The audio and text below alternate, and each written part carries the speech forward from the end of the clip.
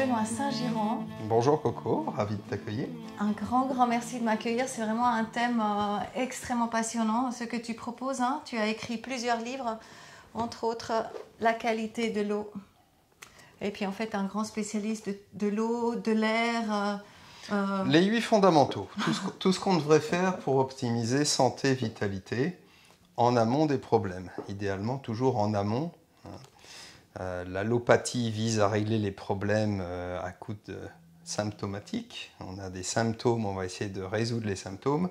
La naturopathie remonte en amont des problèmes pour éviter de développer les symptômes.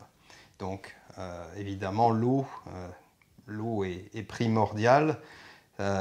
Si nous ne sommes pas correctement hydratés, on va développer toute une série de problèmes de santé. La gageure est donc de trouver une eau de qualité qu'on a véritablement plaisir à boire, parce que si on n'a pas plaisir à boire, on ne sera pas correctement hydraté. C'est ça. Et quel est le rôle de l'eau ? L'eau, c'est le factotum de l'organisme. L'eau fait absolument tous les processus organiques découlent de l'eau. C'est aussi le lien entre le matériel et l'immatériel.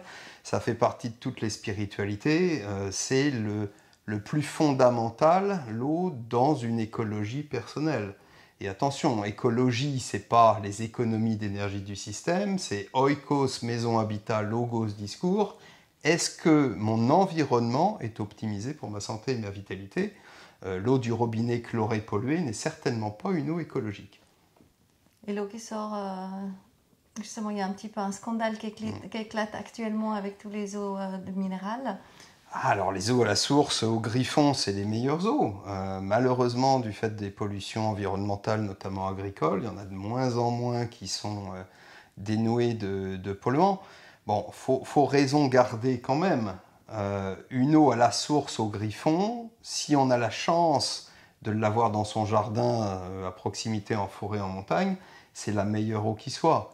Après, il n'y a rien à voir. Une eau qui jaillit de la source n'a strictement rien à voir avec une eau en bouteille qui a été pompée des nappes phréatiques, qui n'était pas prête à sortir forcément, qui est pompée, mise en bouteille via un processus totalement artificiel, une pression énorme. Évidemment, l'eau, elle a perdu toute énergie qu'elle avait naturellement à la source. On ne parle pas du tout de la même chose. Et en plus, on rajoute des minéraux, etc.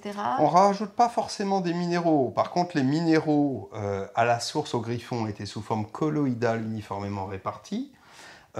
En bouteille, les minéraux ont floculé et ce sont des minéraux qui sont devenus inorganiques, totalement inassimilables ou très mal assimilables. On va créer des calculs rénaux si on prend des eaux trop fortement minéralisées.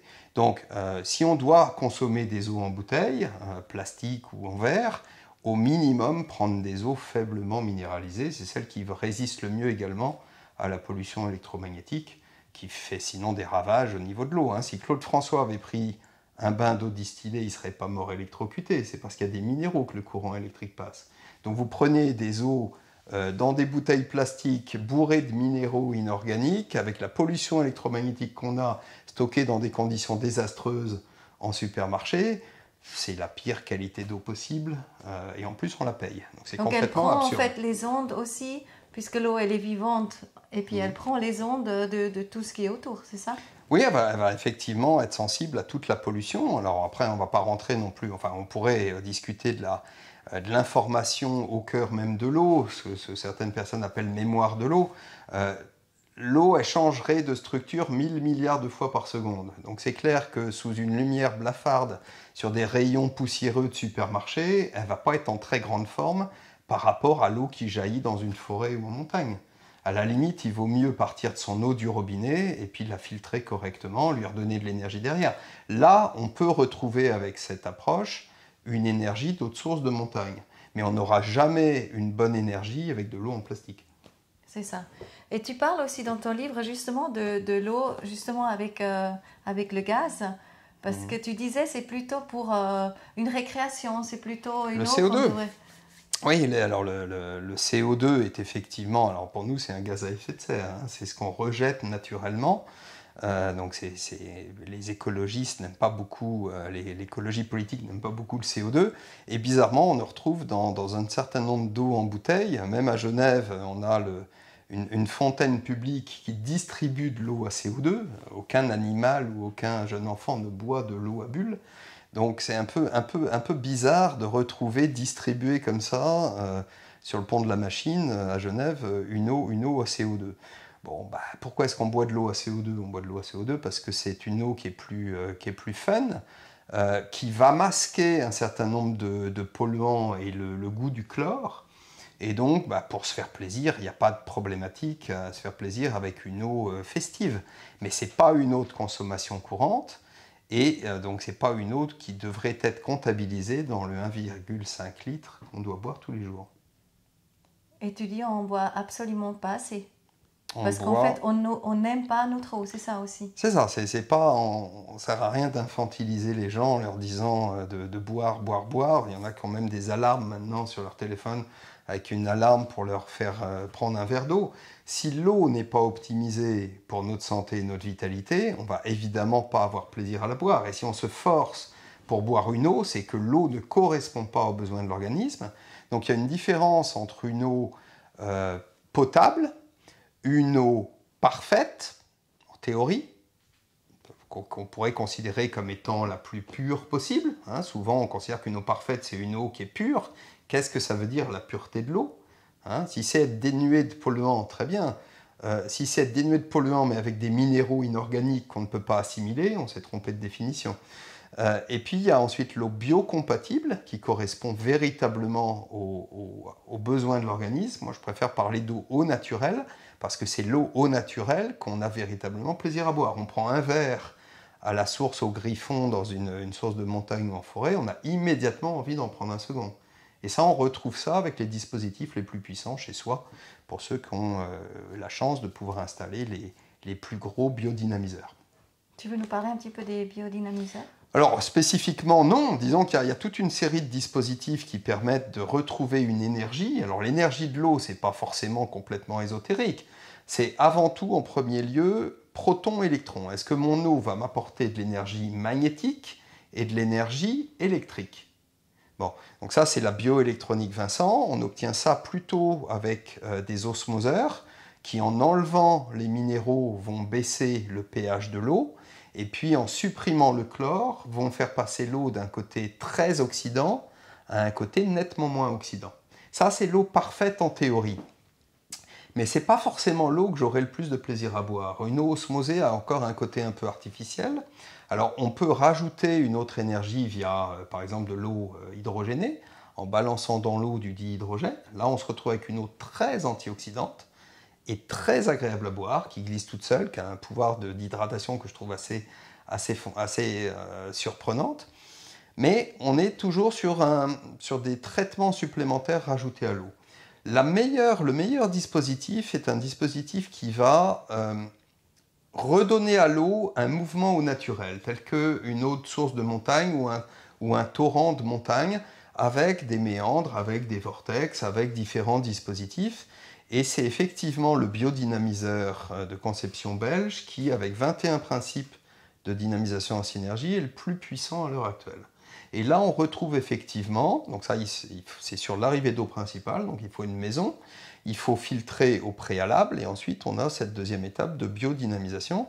Et là, effectivement, on retrouve cette sensation, je prends un verre, je veux en prendre un second immédiatement, ce qui est bien la preuve qu'on était en déshydratation chronique, et qu'il faut faire quelque chose. Parce que si vous êtes en déshydratation chronique, et 70% des Français seraient en déshydratation chronique, ça c'est pas compliqué, vous buvez 1,5 litre ou pas, si vous ne buvez pas 1,5 litre par jour, vous allez être rapidement en déshydratation chronique. Ben là, c'est la porte ouverte à toute une série de problèmes de santé. De même que la majorité des problèmes de peau tiennent à la piètre qualité de l'eau du robinet. Alors on va accuser le calcaire pour vendre des adoucisseurs, qui sont sans doute l'un des plus gros scandales de l'eau, tellement l'adoucisseur est peu écologique et oblige derrière à consommer de l'eau en bouteille. Mais en changeant simplement le pommeau de douche, qui va désactiver l'action du chlore, parce que c'est le chlore qui est l'oxydant majeur, on va retrouver une peau hydratée. Hein, c'est quand même étonnant d'avoir une eau qui va hydrater. Bah oui, c'est possible, une eau qui hydrate. Et éviter toute ou la majorité des crèmes cosmétiques, les savons, les shampoings, etc. Donc, il y a un intérêt économique évident à continuer avec une piètre qualité d'eau. Si on a une qualité d'eau acceptable ou correcte, notamment sans chlore, on n'a plus besoin de la majorité des crèmes cosmétiques. Par exemple, au moins un tiers, à mon avis, des consultations médicales sont liées à un défaut d'hydratation. Donc tout le système tient vis-à-vis de cette piètre qualité d'eau. Évidemment, les embouteilleurs aussi, si l'eau du robinet était meilleure, il y aurait moins de ventes d'eau en plastique. Mais on est sur énormément d'arnaques de l'eau, énormément de confusion. Le système crée énormément de confusion. D'un côté, on a des reportages qui vont critiquer l'eau du robinet, puis le lendemain, on aura un reportage pour critiquer les eaux en bouteilles plastiques. Donc c'est un va-et-vient perpétuel. Tant qu'on n'aura pas une vraie discussion sur maintenant qu'est-ce qu'on fait chez soi, à son domicile, c'est une responsabilité individuelle. Qu'est-ce qu'on fait? On continuera à aller entre des eaux polluées chlorées et puis des eaux beaucoup trop minéralisées avec des nanoparticules en plastique. Bon, la solution, elle est simple. On prend son eau du robinet, on a la chance de l'avoir sur tous les robinets, c'est une chance à l'échelle de la planète, on la filtre et on lui redonne de l'énergie. Et là, ensuite, on a le plaisir de boire et on peut passer à autre chose. Parce que moi, je ne comprends pas, en fait, à la base, pourquoi nos eaux, justement, du robinet, etc., pourquoi elles ne sont pas traitées d'une autre manière, puisque c'est possible de filtrer l'eau. Pourquoi ce n'est pas traité autrement, en fait, pour faire venir l'eau saine? Alors, la filtration, on peut dire qu'elle est correcte. Moi, je ne m'en prends jamais aux techniciens. Ils font un boulot remarquable. On a à nouveau de la chance à l'échelle de la planète.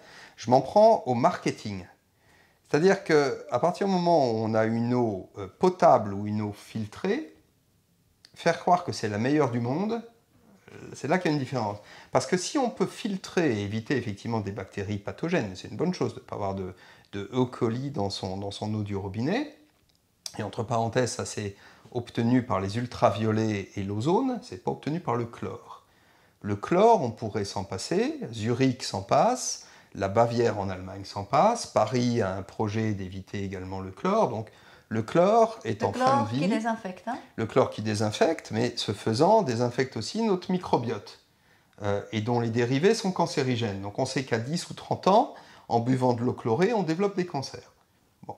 Donc est-ce qu'il vaut mieux avoir quelques bactéries et pas de cancer plus tard, ou pas du tout de bactéries, sachant qu'on en a quand même 38 000 milliards dans notre microbiote, c'est pas moi qui les ai comptés, mais il paraît que c'est ça. Est-ce que vraiment cette chasse aux bactéries et aux virus correspond à la vie? Non, on est sur des antibiotiques. Antibiotiques, ça veut dire contre la vie. Hein, les approches et la manière de se soigner devraient toujours être eubiotiques, qui favorisent la vie. Voilà. Donc, je ne dis pas qu'il faut du E. coli dans l'eau du robinet, mais toutes les autres bactéries, elles sont complètement bénignes. Et à faire la chasse aux bactéries, on crée et on met dans l'eau sans doute la substance la plus problématique et le premier polluant de l'eau, à savoir le chlore. Donc on arrive maintenant, certaines municipalités arrivent à s'en débarrasser, ça nous vient du nord de l'Europe.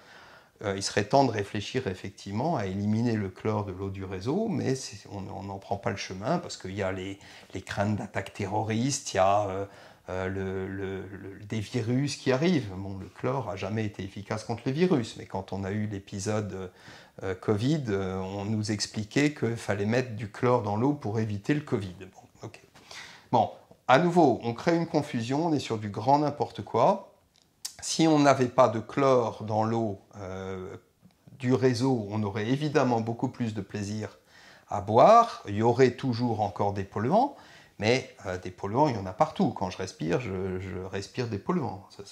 Il faut accepter de vivre avec des polluants et renforcer son système immunitaire pour être en mesure de se défendre. C'est le terrain qui est important. Hein, le microbe n'est rien, le terrain est tout. Bon. Donc il faut arrêter avec cette chasse, cette guéguerre imbécile contre la vie et les bactéries, les virus, et puis renforcer son système immunitaire. Et renforcer son système immunitaire, c'est d'avoir une eau qu'on a plaisir à boire. Donc ça, c'est le côté filtration. On peut filtrer correctement en amont avant de balancer l'eau dans les réseaux. C'est beaucoup plus compliqué, sinon impossible, de redonner une énergie d'eau vivante ou d'eau naturelle à une eau avant de la balancer dans des kilomètres de réseau, avec des centaines d'angles droits qui vont complètement casser la structure de l'eau, sous une pression infernale, sans soleil. Donc, quand elle arrive au robinet, l'eau, elle est forcément complètement lessivée, complètement dévitalisée. Donc même si notre eau était propre quand elle arrive au robinet, il faudrait de toute manière lui redonner de l'énergie, donc la brasser. Alors, on peut faire tournoyer avec une baguette, on peut avoir recours à une cruche à vortex, on peut faire du magnétisme, on peut mettre des électrodes dans l'eau. Il y a toute une série de dispositifs qui existent. Et on voit immédiatement la différence avant-après. C'est peut-être le test qu'on va faire tout à l'heure ensemble. On note une différence nette avant-après en 30 secondes. Donc s'il s'est passé quelque chose sans aucun filtre, c'est peut-être qu'effectivement, l'eau est un petit peu plus qu'H2O, hein, qu'on accède à une dimension quantique, dirait le professeur Marc-Henri. Et effectivement, on est au départ d'une compréhension de l'eau. Mais l'objectif, à nouveau, sans rentrer dans de la physique quantique et sans rentrer dans des jours et des jours d'explications théoriques, il suffit d'une expérience pour constater qu'il s'est passé quelque chose et que l'eau qui n'était pas agréable à boire, simplement parce que je lui ai donné une information différente, en 30 secondes, devient beaucoup plus douce et agréable à boire en bouche. On va aller voir ça tout à l'heure. Et là, on est juste avant le 22 mars, la journée de l'eau mondiale. Donc, dis-moi peut-être quelques mots sur justement quel est le statut de l'eau dans le monde peut-être même, et qu'est-ce que tout le monde devrait comprendre par rapport à l'eau. Alors, généralement, cette journée mondiale de l'eau, on parle quantitatif, c'est-à-dire les problématiques d'accès à l'eau. Et c'est vrai qu'à l'échelon géopolitique, ça reste le premier scandale de l'eau. Le fait que certains pays, dans leur ensemble, n'ont pas un accès correct à l'eau. Nous, on est privilégiés, on consomme plus de 150 litres d'eau par jour. Même beaucoup plus via toute notre consommation. Il ne faut pas oublier que quand on achète un jean ou quand on achète une paire de chaussettes, c'est des litres et des centaines de litres d'eau qui sont consommés. Donc on serait, je crois, à 5000 litres par jour pour un Suisse moyen ici. Donc on est sacrément privilégié. Bon, et à mettre en parallèle avec le fait qu'il y a encore 1,5 million, plus d'1 million d'enfants qui meurent tous les ans d'avoir bu une eau souillée. L'eau peut apporter la vie, elle peut aussi apporter la mort. Donc je ne dis pas qu'il ne faut pas filtrer l'eau, il faut faire les choses correctement. Mais voilà, donc on est privilégié, mais justement, on devrait nous arrêter de réfléchir tellement en quantitatif. Mais ça, c'est le système qui veut ça, on réfléchit toujours en quantitatif. Les 5 fruits et légumes par jour, c'est quantitatif. Mais si c'est pour prendre des fruits et des légumes bourrés de pesticides, ça pose quand même un problème. Bon, pour l'eau, c'est pareil. Est-ce que boire 1,5 litre d'eau chlorée est une bonne chose ? Non. Donc la quantité n'est pas la question légitime. Si j'ai accès à une eau correcte, qui me fait plaisir, je ne vais pas me poser de question combien je vais boire. Quand mon organisme en aura assez, on arrêtera de boire. Mais j'aurai plaisir à boire. Et j'aurai le respect de l'eau. C'est-à-dire que pour l'instant, tant que j'ai accès à une eau que mon organisme rejette, je ne vais pas la respecter. C'est une eau qui finit dans les toilettes. Quand je comprends la valeur de l'eau, parce que j'ai vraiment plaisir à boire, je sens qu'elle me fait du bien, là je commence à respecter l'eau. Et évidemment, je vais éviter de la gaspiller. Donc il faut vraiment switcher du côté quantitatif au côté qualitatif. Et là, on aura vraiment une journée mondiale de l'eau qui sera pertinente. Et quel est en fait le parfait moment à boire de l'eau ? Et puis, est-ce que c'est bien de la boire aussi pendant qu'on mange ? Peut-être tu as quelques mots à dire par rapport à ça ? Le rôle principal de l'eau est de nettoyer l'organisme et de permettre une élimination des toxines. Alors, il y a l'eau intracellulaire et extracellulaire. Nos cellules baignent dans l'eau. Il est bien évident que la valeur nutritive de cette eau, la valeur énergétique de cette eau va faire une différence quant au bon fonctionnement de la cellule. Mais les nutriments en eux-mêmes ou les minéraux qui nous viennent des végétaux, ça c'est un cheminement différent. Tout le corps est fluide grâce à l'eau, on est bien d'accord. L'eau, on évite pendant les repas. Généralement, on considère que c'est 10 minutes au plus tôt avant les repas et puis 2 heures après les repas. Bon, si on a soif pendant le repas, il vaut mieux boire pendant le repas. Ça ne sert à rien à nouveau d'être en déshydratation chronique. C'est pareil, est-ce que si on préfère prendre de l'eau tiède, pourquoi pas de l'eau tiède ? On va éviter le choc thermique le matin. Je ne vais pas prendre une eau froide et jamais bonne parce que ça crée un choc thermique avec l'estomac. en plein été, si on a envie de prendre de l'eau froide, on va prendre de l'eau froide. Mais ce n'est pas non plus l'idéal en termes d'eau de consommation courante. Je n'arriverai pas à boire 1,5 litre d'eau froide. Donc une eau légèrement tiède au matin, c'est pas mal. Il faut que ce soit, faut un réveil progressif de l'organisme. L'organisme est à 37, il faut légèrement frémir un peu d'eau et on a une eau un peu tiède. Boire de l'eau chaude telle que préconisée par l'Ayurveda, ça c'est autre chose. C'est de l'hygiène à la base. L'eau n'étant pas stérile là-bas, on fait chauffer l'eau pour éviter de choper des bactéries et des infections. Ça ne veut pas dire qu'il faut faire bouillir de l'eau. On ne devrait jamais boire une eau au-delà de 60 degrés. On crée des cancers de l'œsophage. Donc voilà, il faut éviter les extrêmes et puis trouver une eau à nouveau qu'on a plaisir à boire. Je peux rajouter quelques gouttes de citron si j'ai du mal à la boire. Ça va aussi faciliter les choses. Le citron va la rendre plus acide. Et attention, parce qu'on veut idéalement une eau légèrement acide. Il faut faire attention avec ce concept d'équilibre acido-basique. On entend parfois que nous sommes en acidose et donc on doit prendre de l'eau alcaline. Non. Si je veux obtenir un état alcalin dans mon estomac, qu'est-ce que je bois le matin? Je bois du jus de citron. Bon. Il y a l'effet tampon. Et c'est aussi le travail de la nourriture en fait. Alors l'effet tampon est lié aussi. Alors, à nouveau, c'est compliqué. Un sang d'une personne en bonne santé va être moins alcalin que le sang d'une personne cancéreuse. C'est-à-dire que le sang vers plus alcalin quand on est atteint d'un cancer. Alcalin, ça signifie moins d'énergie magnétique. Or, tout ce qu'on consomme devrait nous apporter de l'énergie magnétique et électrique. Donc, une eau alcaline n'a aucun espèce d'intérêt. Toutes les eaux du robinet sont alcalines. Si c'était bon pour la santé, ça se saurait. On souhaite idéalement avoir une eau légèrement acide et antioxydante. Ça, ce sont les meilleures eaux naturelles qu'on trouve encore en montagne, en forêt ponctuellement. Il y a des eaux au naturel qui vont être légèrement alcalines. Elles sont moins bonnes que les eaux légèrement acides. Evian, par exemple, est une eau médiocre. Quand on regarde les paramètres sur la bouteille. Alors, qui sont les paramètres Après, il y a beaucoup de la source? C'est encore plus dégradé en bouteille. Il y a beaucoup d'eau minérale qui sont complètement, justement, qui ont du 5,2 pH ou comme ça. Pas beaucoup. Il y a Montcalm, Montroucourt, Rosée de la Reine, Loretana, qui sont les meilleures eaux qu'on trouve en magasin bio. Alors, elles ont ce type de pH parce qu'elles sont très faiblement minéralisées. Il y a un lien entre pH et ça, c'est intéressant, l'histoire de minéralisation, oui. Donc, la meilleure eau, dans le commerce, vont toujours être des eaux faiblement minéralisées. Plates. Si on est sur des eaux gazeuses, le fait qu'on ait du gaz carbonique crée un pH plus acide. Mais on n'est plus sur une eau de consommation. Les eaux de consommation courantes doivent être plates et tempérées.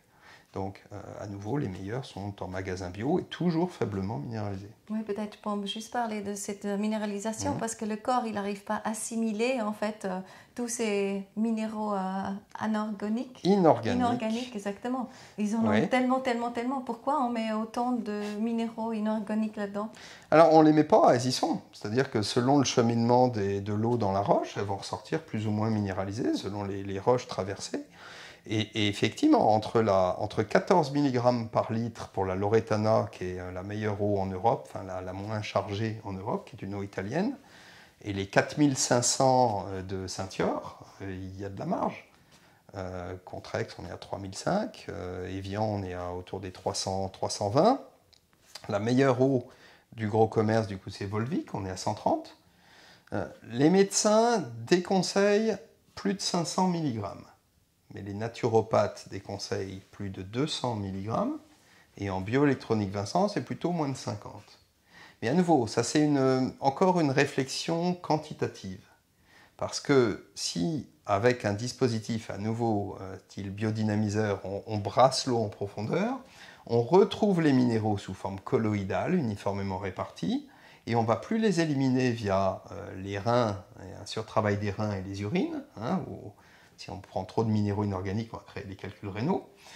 Quand c'est sous forme colloïdale, on va les éliminer via les selles, donc nettement moins de problématiques.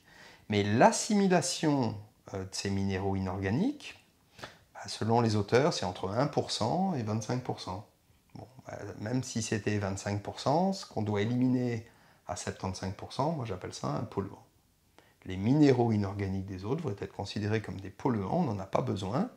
Nous, nos minéraux viennent des végétaux qui sont autotrophes. Nous, on est hétérotrophes, on ne lèche pas de cailloux, on n'est pas capable d'assimiler correctement ces minéraux de l'eau. Donc, si on disait enfin la vérité, c'est clair que l'eau en bouteille plastique a déjà nettement moins de sex appeal. Quel intérêt de prendre des eaux chargées de cailloux qui en plus sont totalement dévitalisées, coûtent un bras. Alors, nous font faire un peu de sport, hein, le pack des eaux, mais globalement, via les embouteillages pour aller les chercher en plus en supermarché, on est vraiment sur un non-sens. Bon, c'est pas le seul non-sens de notre magnifique société.